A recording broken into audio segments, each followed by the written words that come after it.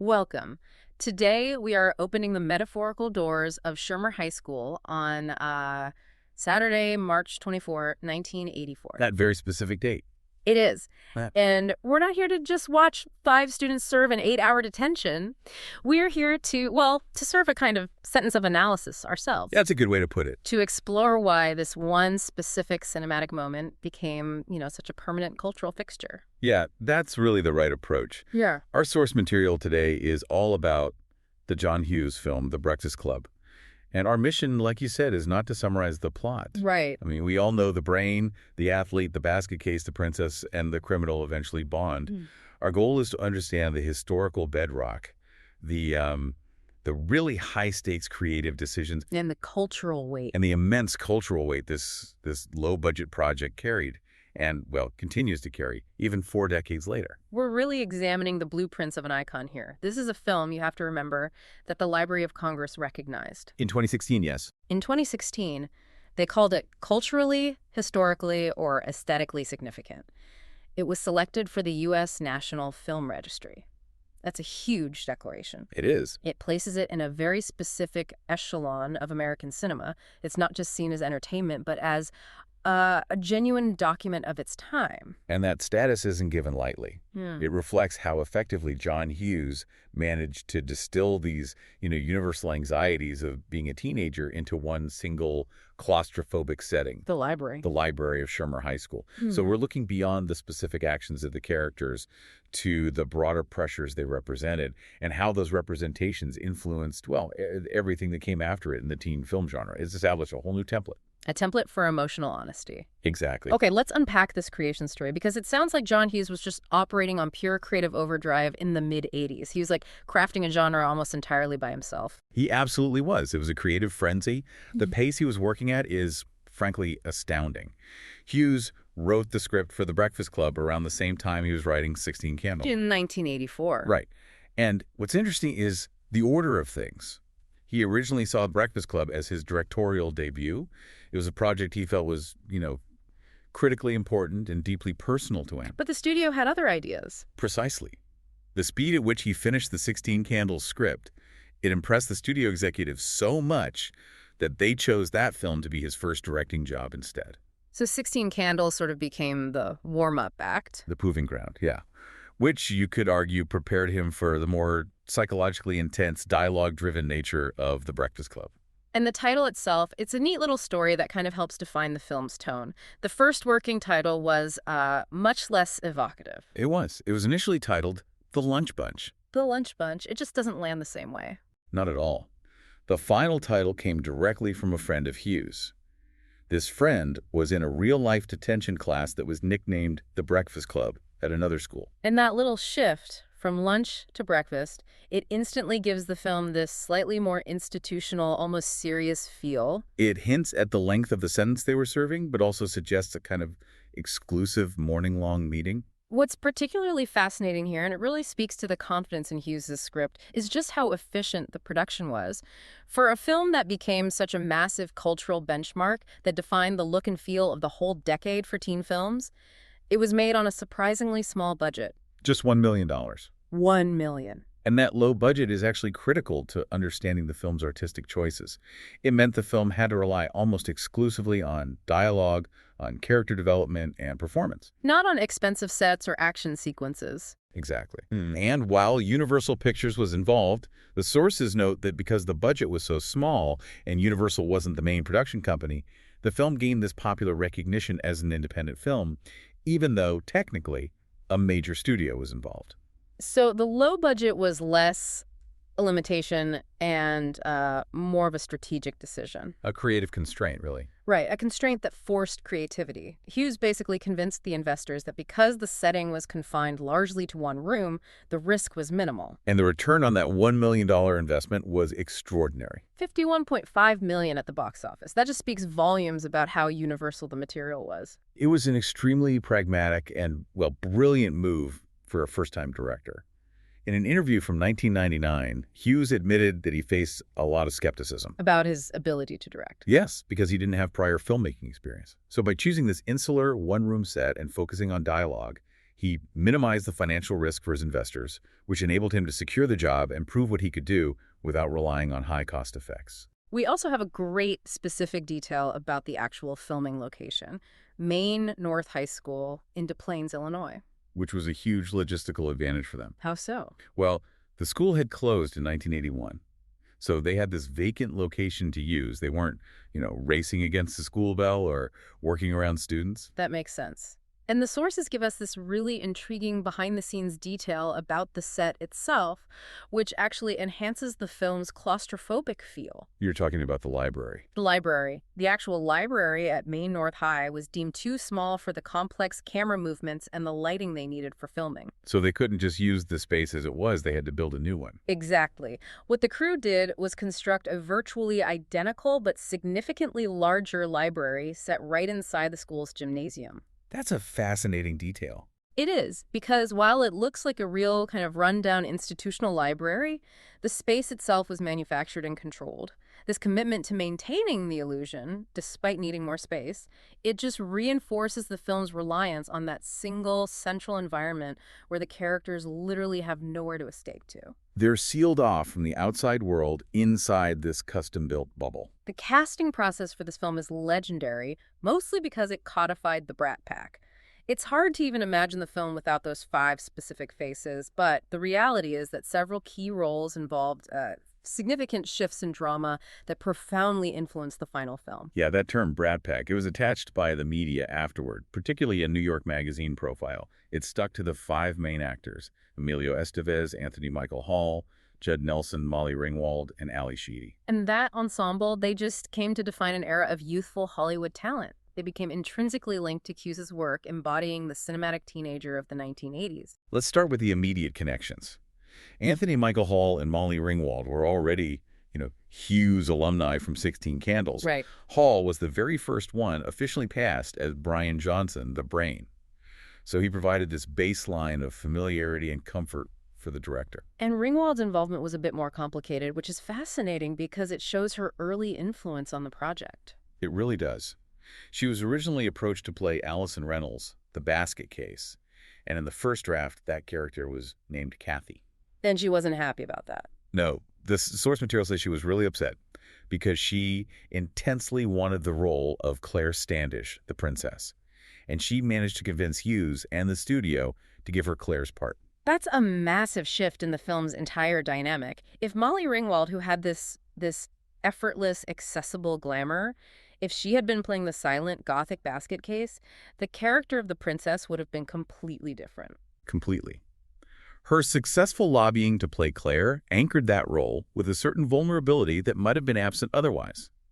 And this, of course, opened the door for Ali Sheedy to step into the role of Allison. And Sheedy beat out some serious competition for that part. Oh, yeah. The auditions for the female roles were highly competitive. For the roles that Sheedy and Ringwald eventually got, Hughes considered actors like Robin Wright, Jodie Foster, Diane Lane, and Laura Dern. Wow. The sheer caliber of the talent they considered just shows how much expectation there was for this project, even with its small budget. They knew they were hunting for performers who could carry an hour and a half of intense dialogue. And the casting for John Bender, the criminal, that provided the most on-set tension, didn't it? It did. Emilio Estevez was originally slotted to play Bender, who is really the pivotal antagonist of the group. He was, but this is a classic Hollywood moment of shifting roles to fit the talent. Hughes faced this unexpected challenge. He couldn't find the right actor for Andrew Clark, the athlete. Right. He needed someone who could embody that sort of pressurized jock physicality, but also have an internal softness. And when Hughes couldn't find anyone suitable, Estevez was recast as Andrew.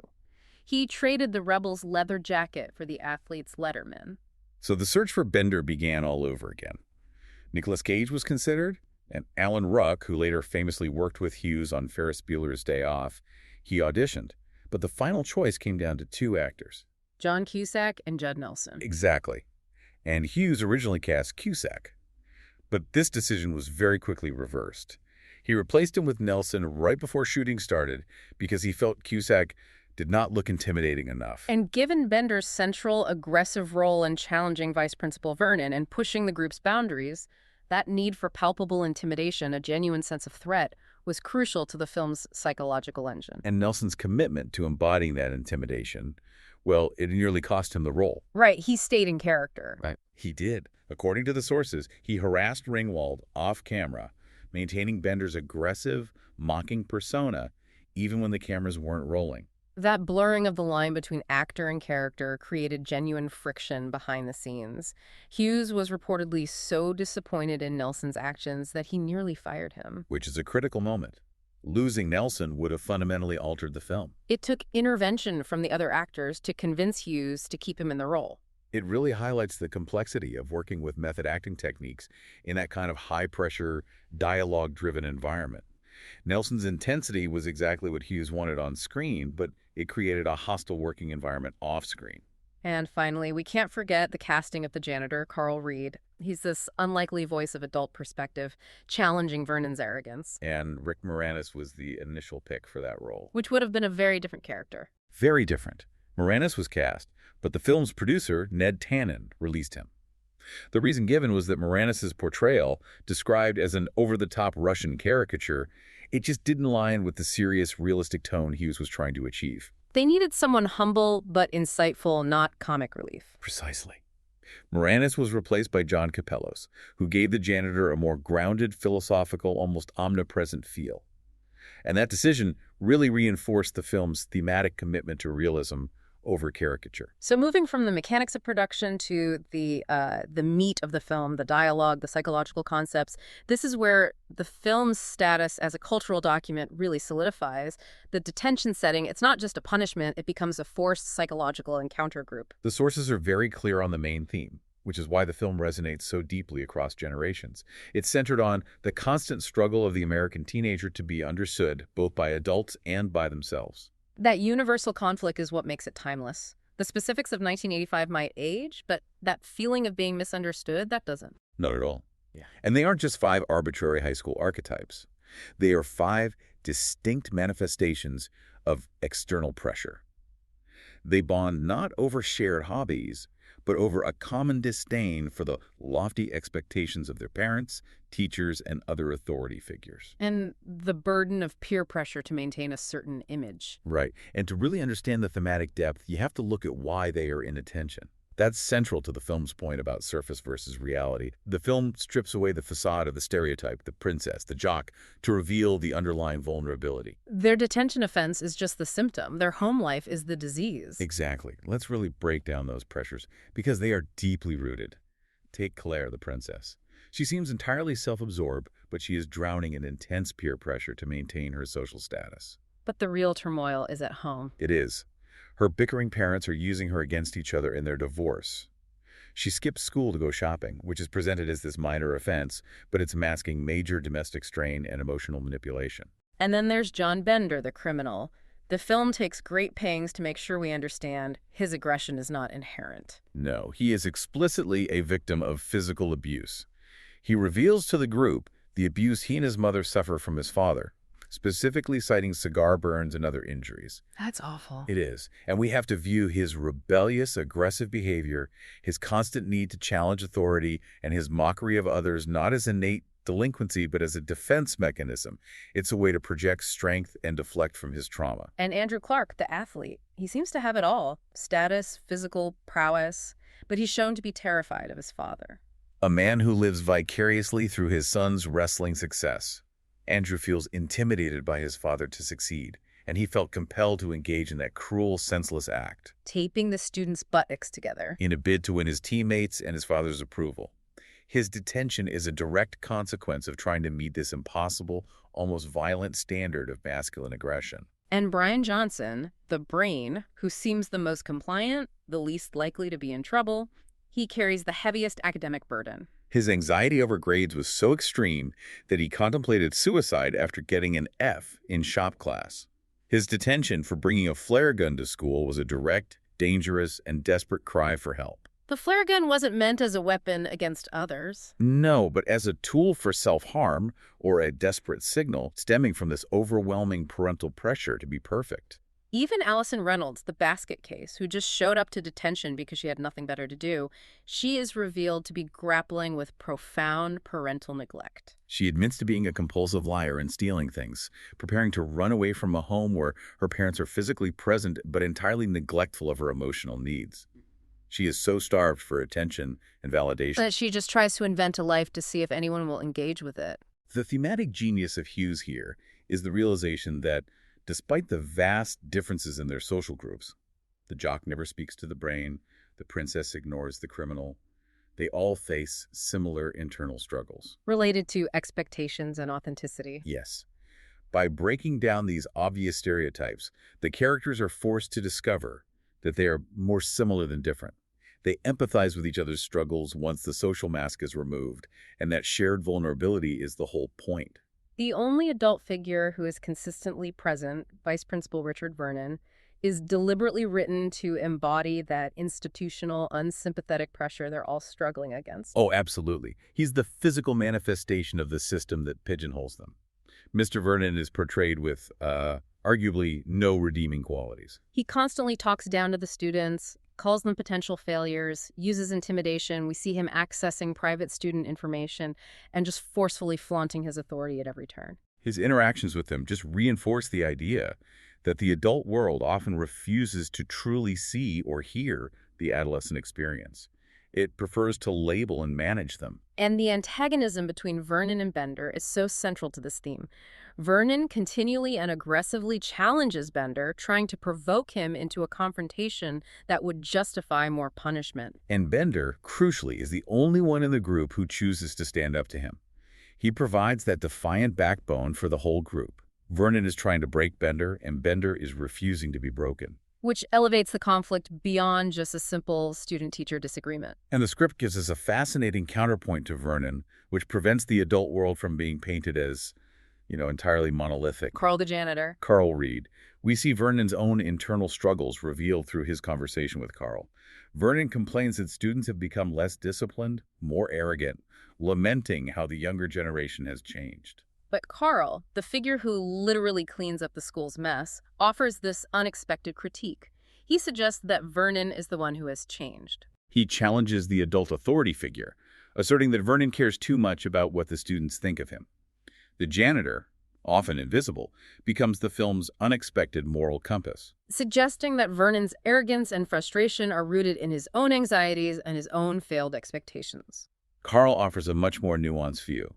He tells Vernon that the students are still the same, but Vernon is the one who has lost perspective. It's a moment that forces you to question the adult power structure, not just through the eyes of the students, but through the eyes of another working adult. Someone who is maybe closer to the truth of the institution than the administration is. I think so. When the film was released, it landed squarely in the teen film genre, but critics immediately noted that its structure was unusual for the time. It's essentially a chamber drama, a play filmed mostly in one room. Right, and the source is compared to films like The Big Chill or My Dinner with Andre. Because of its confessional formula. Exactly. This formula dictates that a disparate group is forced together in a confined space, and through forced proximity and dialogue, they have to reveal their inner truths. Gene Siskel was particularly delighted that the film resisted breaking out of its claustrophobic set for what he called typical teenage movie sex or violence. It was a deliberate, refreshing choice to keep the tension entirely conversational and psychological. Focusing on emotional intimacy rather than spectacle. And that focus on performance and dialogue really paid off with the major critics. Roger Ebert, for example, called the performances wonderful. He praised the film's surprisingly good ear for the way they speak. He did. He noted that while the film was, more or less predictable in its structure, it didn't rely on earth-shaking revelations, but rather on the simple, powerful growth of the students' willingness to genuinely talk to one another. But not all critics agreed that the emotional honesty was genuine. No. Janet Maslin of the New York Times was highly skeptical.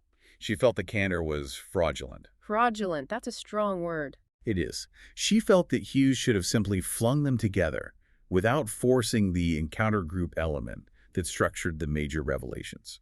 She argued that the young stars would have mixed well even without that contrived psychological pressure to confess their deepest fears. So there was a divide. Some saw an honest portrayal of teen angst, while others saw a formulaic, manufactured approach to emotional intimacy. Like a setup designed to elicit tears on cue. Retrospectively, however, the assessment has been highly positive, often forgiving the formula for the sincere results it produced. Right. James Berardinelli wrote in 1998 that few would call it a great film in the classical sense, but it has a candor that is unexpected and refreshing in a sea of too often generic teen-themed films.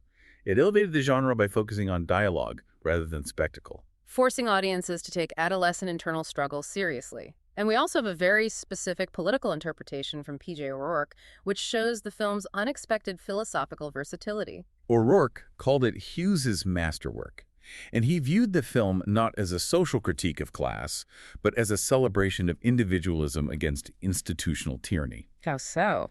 He noted that the students present themselves, like good conservatives do, as individuals, and they don't organize a collective protest against authority. And that's where the goofing off element comes in. Exactly. O'Rourke valued their emphasis on goofing off, the spontaneous rebellion, exploring the building, the smoking, which he related directly to individual liberty. In his view, the students' rebellion wasn't political. It was a nonconformist, personal declaration of freedom against the repressive institution. Which just highlights the film's capacity to be interpreted across different ideological lines, proving its complexity. Definitely. 30-plus years later, this film is far more than a cultural touchstone.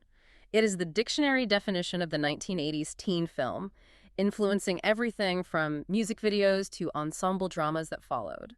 It's rightly been called the quintessential 1980s film. Its legacy is cemented by its high rankings on all these retrospective lists. Empire Magazine, The New York Times, Entertainment Weekly. It's a foundational text for the genre. Because it showed that intellectual and emotional honesty could translate into box office success. And the power of the film extends beyond the screen itself into its marketing. We have to talk about that iconic poster. Photographed by Annie Leibovitz. Yes, toward the end of shooting. And the image itself just captured the mood of the film perfectly. That image, the five of them huddled together, slightly defiant, gazing at the camera with Bender's fist in the air, it was groundbreaking. It was. It was so influential that the sources note it changed how teen films were marketed from that point on. It favored a serious ensemble-focused pose that emphasized group tension and character, rather than just romantic pairings or action shots. And the caption beneath that image slightly redefined the categories, presenting them as a brain, a beauty, a jock, a rebel, and a recluse. Which quickly became the accepted shorthand. It perfectly crystallized the film's concept into a visual that was immediately copied. It was famously satirized in the poster for the Texas Chainsaw Massacre, too. It was. And even recently, in the world of manga, the poster inspired the title page of a chapter of the series Akane Banashi. The simple arrangement of those five figures standing up against the world is a design template that carries instant meaning. The influence is so wide-ranging that it even inspires comparisons to films of, well, monumental status, which brings us back to that critical assessment that demands some explanation. Scholar Bjorn Sonnenberg shrank. He didn't mince words when assessing its position in the canon. He called The Breakfast Club the Citizen Kane of the teen film genre. That's a powerful comparison. We need to unpack that. What makes it the Citizen Kane of the genre? Well, Citizen Kane is often cited not just for its quality, but because it radically broke the mold of storytelling in its time. Similarly, The Breakfast Club established a new narrative grammar for the modern adolescent film. It proved that minimal setting, character-driven trauma, and intense dialogue could sustain a major future. And that fundamentally shifted the perception of the genre from disposable entertainment to something capable of serious psychological depth. We even see this influence today. Sebastian Stan described the upcoming Marvel film Thunderbolts as Marvel's The Breakfast Club. Which indicates that the concept of disparate, damaged individuals forced together for high-stakes introspection is a story engine that just never runs out of fuel. Never. The film's relevance is also constantly refreshed through these major anniversary celebrations and tributes, showing its continuing box office life and cultural importance. For its 30th anniversary in 2015, the film was digitally remastered and rescreened in 430 theaters across the U.S. That's significant for a 30-year-old film. It shows there's still a commercial appetite to experience that moment of cinematic history on the big screen. And back in 2005, for the 20th anniversary, the film received the Silver Bucket of Excellence Award at the MTV Movie Awards, cementing its status within the youth culture it documented. That MTV event was a major moment. Molly Ringwald, Ali Sheedy and Anthony Michael Hall appeared together on stage. Paul Gleason, who played Vice Principal Vernon, he gave the award to his former castmates. Which is an interesting choice, having the antagonist honor the heroes. It was. Notably, Emilio Estevez couldn't attend, and Judd Nelson appeared earlier but left before the on-stage reunion, prompting Hall to joke about their absence. And then, following the death of John Hughes in 2009, the cast played a central role in honoring his legacy. It became clear that they were the family of actors he was most associated with. Right. At the 82nd Academy Awards in 2010, Sheedy, Hall, Ringwald, and Nelson all appeared in a tribute to Hughes, alongside actors from his other films like Matthew Broderick. Their presence just underscored the fact that they were the core ensemble of his most definitive work. And here's where it gets really interesting and current. The most recent reunion, proving the enduring pull of the film 40 years later. Yes. In April 2025, 4 decades after the film's release, all 5 principal stars, Yes. the entire group reunited in Chicago for a panel discussion. The entire group. The sources highlight that this marked the first time the entire cast had been together in 4 decades. This wasn't just a simple appearance, it was a major cultural event. Despite its status as a classic, or maybe because of its status, the film has faced critical reassessment in recent years, prompting important cultural conversations about how we view films made in different eras. Especially regarding power dynamics and gender issues. And the most prominent example is Molly Ringwald's 2018 New Yorker article. Yes, that essay focused on her critique of Hughes's films in the age of the modern accountability movement. It was not just a nostalgic look back, but a serious cultural and moral inventory of how the film's dynamics read differently today. Her essay began with a very personal and compelling discussion. She was trying to contextualize the film for her 10-year-old daughter. She was essentially asking herself, how do I explain this culture to a child who grew up with different norms? The source material specifically points out that she discussed explaining to her daughter the scene where her character, Claire, seems to be sexually assaulted under a desk by Bender. Right. Ringwald was highlighting moments within the film that, in the context of the 1980s, were often treated as edgy or rebellious, but are viewed much more critically today as potentially problematic representations of power, consent, and sexual objectification. That kind of reassessment, especially coming from a star of the film, it often generates friction because it challenges the nostalgia many people hold for the movie. It did.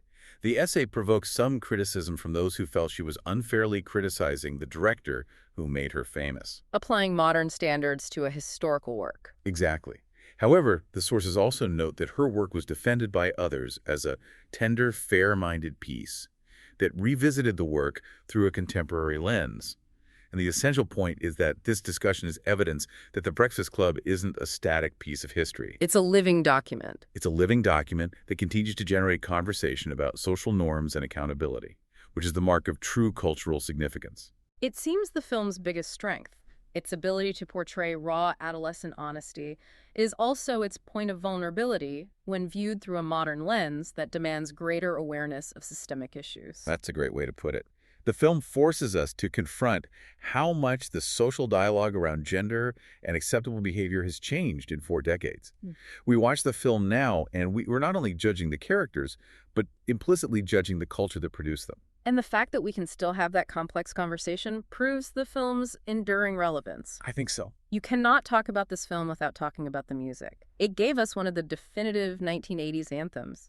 A song so successful it arguably eclipsed the rest of the soundtrack. It became synonymous with that feeling of adolescent defiance. Absolutely. The film's soundtrack was released shortly after the film in February 1985. It was produced by Keith Forsey, and the album itself peaked at number 17 on the U.S. Billboard 200, which is a respectable showing. But the undisputed centerpiece, the song played in the opening and closing credits, is Don't You Forget About Me, performed by the Scottish rock band Simple Minds.